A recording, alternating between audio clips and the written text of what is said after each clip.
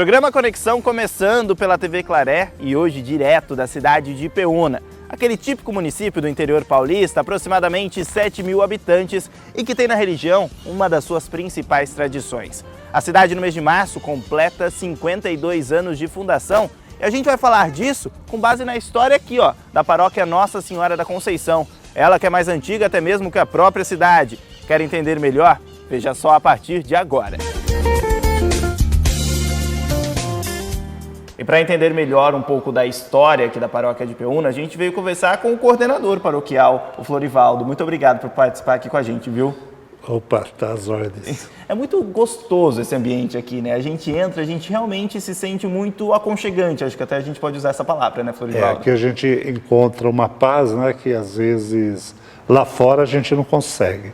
E quando a gente está na casa do Senhor, né, o próprio ambiente e a própria presença do Cristo na Eucaristia nos dá essa paz, essa condição de sentir essa alegria, né, esse sossego na alma, para que a gente possa caminhar aí na nossa vida cristã. E quando a gente fala de uma cidade como Ipeúna, uma cidade típica do interior, ali com seus 7.000 habitantes, uma igreja desse porte se torna realmente ainda mais importante na visão do senhor? Qual que é a marca realmente que deixa um ambiente como esse no município? Ela é importante porque aqui praticamente é o centro do município, o início, né, do hoje município de Ipeúna, iniciou todo nesse local, nessas duas praças, onde tinha a capela já desde 1890, quando recebeu a doação, e daí para frente essa caminhada desse trabalho. Então é o centro religioso católico de Ipeúna, é a nossa igreja matriz, Nossa Senhora da Conceição. A gente falou no começo que Ipeúna está completando aí 52 anos da sua fundação, mas a capela começou lá em 1800, né? Que história é essa? 1890 é quando nós, na época, né, recebeu-se a doação de terras para Nossa Senhora da Conceição, né, de Vicente Barbosa, e aí começou toda a história da igreja, porque aquele tempo onde iniciava a igreja, ela distribuía a sua terra para o povo dos sítios vizinhos, para que pudesse vir fazer o vilarejo. E aí começa toda a história dessa caminhada já da nossa paróquia, aí já caminhando como paróquia há 31 anos já. E a gente encontra aqui esse lugar, né, todo reformado, todo restaurado, é um ambiente muito bonito. De lá para cá, muitas novidades vieram parar por aqui, né? Ah, sim, com certeza. Esse ambiente aqui, depois nós reformamos esta igreja no ano de 2008, né? E daí também recebemos a consagração. Dom Fernando, o bispo diocesano, consagrou esse templo. Então não é simplesmente um templo qualquer, né? Mas um templo já consagrado a Deus, com a consagração do altar, da pia batismal. Então tem um outro, né, ganha um outro poder aí na parte da fé e na própria cultura para o povo, né? E eu acredito que Nossa Senhora da Conceição, né, nessa semana tão importante aqui de aniversário da cidade de Ipeúna e tudo mais, eu acho que ela tem recados muito importantes para toda a comunidade, né? Eu gostaria que o senhor falasse para mim um pouco de qual é o carisma de Nossa Senhora da Conceição, qual é a importância que ela tem, o que ela vem trazer para o público de Ipeúna e para todo mundo, né, para o fiel católico de uma maneira geral. Lembrando que Nossa Senhora da Conceição, né, ela é um dos títulos, né, da Mãe de Jesus, de Maria, né? Então, nesse título que temos como Nossa Senhora da Conceição, nos ajuda na nossa caminhada de fé, porque ela é que nos mostra o caminho do seu Filho, o caminho de Jesus, aquele que todos nós devemos estar em busca para podermos viver dignamente a nossa parte de religião, né? Então, o carisma de Nossa Senhora da Conceição, para cada um, tem uma importância, né? A gente costuma dizer que é a mãe protetora, a mãe que nos dá toda a força para alcançarmos, né, as graças de Deus, que é tão necessário para a vida de cada um de nós. E por falar nas graças, em alcançar tudo aquilo que é importante, vocês também fazem a outra parte, vocês também ajudam muito ao próximo, né? São várias pastorais distribuídas por aqui, né, Diácono? Sim, a igreja ela tem toda uma organização, né, onde todo o trabalho é distribuído por pastorais, né? Hoje, praticamente, nós temos aí 14 pastorais, temos 3 recentes, né, são as caçulas, né? Uma delas é a Pastoral da Esperança, que a Diocese agora também abraçou e autorizou como pastoral. E essa pastoral tem a finalidade exatamente de trabalhar com as famílias que perdem um ente querido, né? Tanto quando na perca, como também acompanhar o depois, né? Para dar todo o suporte, que é o momento que qualquer um que perde um ente querido acaba perdendo o chão, né? Então essa pastoral tem uma função muito importante. E a gente estava comentando que aqui a paróquia ela é muito conhecida por ser um ambiente de encontro familiar, e Ipeúna, como a gente falou, é uma cidade de poucos habitantes, né, alguns milhares de habitantes. Então aqui torna realmente um ponto de encontro para todo mundo, que você não vê há muito tempo, ou é um lugar que você sabe que você vai lá e vai encontrar aquela pessoa que você tem uma estima muito grande. Eu gostaria de deixar então para o senhor o espaço aberto, para que o senhor deixe um recado para todo mundo que nos assiste, que talvez queira participar da comunidade aqui de uma maneira mais ativa, mais efetiva. Tenho certeza que vocês estarão de braços abertos. Com certeza. Meu querido povo, né, de Ipeúna, né, mas também o povo de toda a nossa região. Venha participar conosco, venha viver a alegria de estar junto à comunidade da paróquia Nossa Senhora da Conceição. E aproveitando, gostaria até de fazer um apelo às famílias, né, e aos pais. Voltem a ser a igreja doméstica, que é tão importante na educação e na formação para as nossas crianças, pois o nosso futuro está na mão deles. Tá certo, muito obrigado, parabéns pelo trabalho desenvolvido por aqui. Muito obrigado a vocês pela oportunidade que estão nos dando também. É muito bacana a gente conhecer todo esse trabalho, um pouquinho mais da paróquia aqui, de Nossa Senhora da Conceição, inclusive porque daqui a pouco, no próximo bloco, a gente vai trazer mais informações sobre essas pastorais. Ele falou muito, né, sobre a formação de todo mundo, a gente vai falar sobre a catequese, que tem um papel fundamental nisso, além de também conhecer um pouco o trabalho desenvolvido pelo público masculino da paróquia, o Terço dos Homens, que começou aqui não faz muito tempo, mas está trazendo resultados surpreendentes. Mas antes da gente começar falando sobre isso, a gente está contando histórias positivas por aqui, né? A gente quer dar mais exemplos. O que está acontecendo? É um padre muito famoso lá na cidade de Rio Claro que fez o jubileu dos 50 anos de sua ordenação. A nossa equipe acompanhou como foi a cerimônia que comemorou esse momento. Veja só. Quanta experiência cabe em 50 anos? Difícil medir, ainda mais quando todo este tempo é dedicado à missão de espalhar palavras de amor. O que se sabe é que é um motivo e tanto para comemorar. A festa foi na Igreja São Judas. O homenageado é o padre Otto Dana, que completa 50 anos de ordenação, o jubileu de ouro sacerdotal. No dia 18 de março de 1967, Otto entrou pela primeira vez como padre pelas portas de uma igreja e garante que desde lá muita coisa mudou. Eu peguei bem aquele turbilhão de renovação da igreja provocado pelo Concílio Vaticano II, né? E coincidiu justamente com a fase da juventude em que a gente se torna explosivo e coisa. Então, era o meu campo, porque eu sempre fui muito polêmico, muito ligado com a realidade e aquilo tudo favoreceu. E a gente, naquele fervor de juventude, querendo transformação na igreja, transformação tudo, então foi um pedel. Foi muito bom. Apesar de a celebração ser pelos 50 anos de sacerdócio, a história do Padre Otto com a igreja começou há muito mais tempo.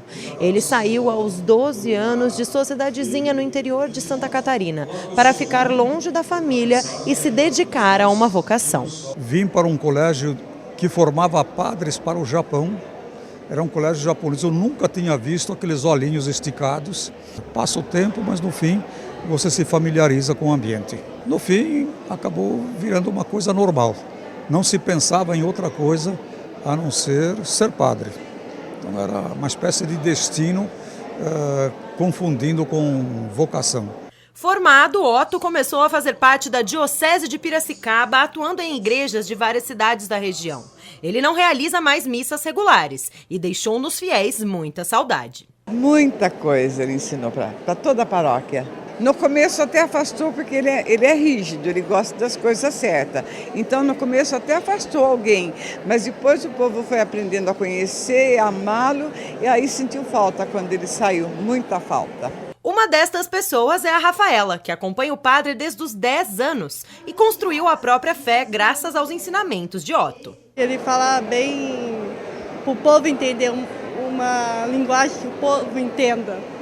Ele não fica escondendo as coisas, ele fala. E as experiências vão muito além das relatadas. E ainda assim, Otto garante que nesta igreja há alguém que aprende bem mais que os fiéis. O Paulo Freire, que é o meu grande mentor intelectual, sempre dizia isso, que o professor é ao mesmo tempo professor e aluno, aquele que ensina e aquele que aprende.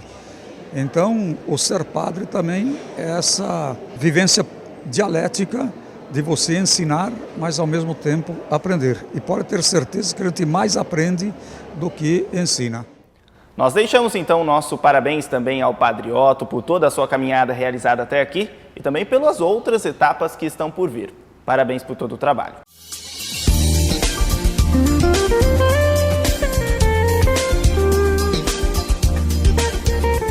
Ainda estamos aqui na cidade de Ipeúna e, como prometido, iremos falar sobre as atividades desenvolvidas pela pastoral aqui da paróquia Nossa Senhora da Conceição, mas antes nós comentaremos sobre a campanha da fraternidade.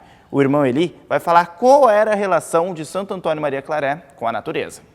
Nesse tempo quaresmal, aqui no Brasil, nós temos a oportunidade de vivenciar a campanha da fraternidade, que já perdura no nosso meio por mais de 50 anos. Vendo os escritos de Santo Antônio Maria Claret, há quase 200 anos, por exemplo, a gente já via como Santo Antônio Maria Claret tinha também esta mesma visão de levar às pessoas o conhecimento de proteger a natureza. Ele, estando na ilha de Cuba, ele fundou uma granja agrícola, adquiriu um imóvel agrícola de grande proporção e ali levava os jovens, os adolescentes, até mesmo as pessoas maiores de idade, e ensinava a cultivar, como proteger a natureza, como conservar as nascentes de água. Claret foi esse homem que anteveu o que hoje a humanidade está caindo na conta da importância que é preservar, conservar a natureza. O ser humano, aos poucos, sem perceber, foi causando muitas destruições na natureza, no afã da riqueza, de obter bens e mais coisas materiais, nós nos esquecemos de que a natureza é finita e que ela necessita desse cuidado de preservação.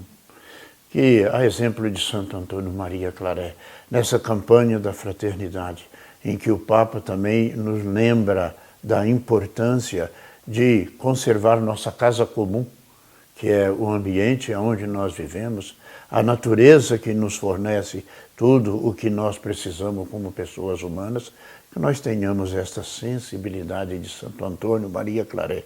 E assim nós possamos, felizes um dia, viver num ambiente um pouco mais saudável, conforme é o desejo de Deus para com cada pessoa humana. E na participação do Papa de hoje, a gente vai falar sobre os nossos segredos, aquelas coisas que às vezes precisamos confessar a Deus, mas talvez não estejamos fazendo da maneira correta. Tu non hai capito niente. Tu soltanto sei andato al confessionale a fare un'operazione bancaria, a fare una pratica di ufficio. Tu non sei andato vergognato lì di quello che hai fatto. Hai visto alcune macchie nella tua coscienza e hai sbagliato